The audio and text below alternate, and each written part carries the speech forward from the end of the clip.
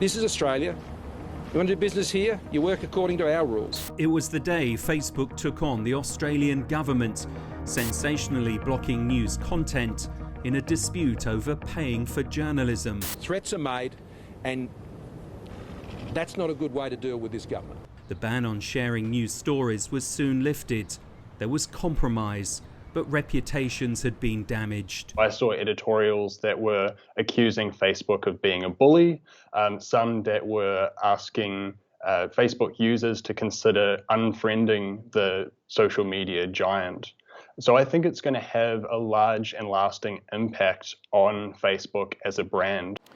Traditional media outlets in Australia say as their advertising revenues have collapsed, social media platforms have benefited from their quality journalism without paying for it. Facebook argues that reposting news stories is good for those publishers and broadcasters because it redirects its users to their websites. Within Australia, we have a very high per capita saturation of Facebook users. So it's around 71 to 75% of our population. So just there as a platform is an incredible way to meet and connect and actually show up in the feeds of your readers and of your audience. So that alone is a huge benefit just for the actual reach and exposure. The question is, do they have too much power, or do they just have a highly beneficial service and product and app that people really enjoy using? Meanwhile, the search engine Google turned to its corporate blog as a platform to explain its reaction to the news media bargaining code. Now remember, we don't show full news articles. We just show you where you can go and help you to get there. Paying for links breaks the way search engines work, and it undermines how the web works too. The law encourages the tech giants and news organisations to negotiate payments between themselves.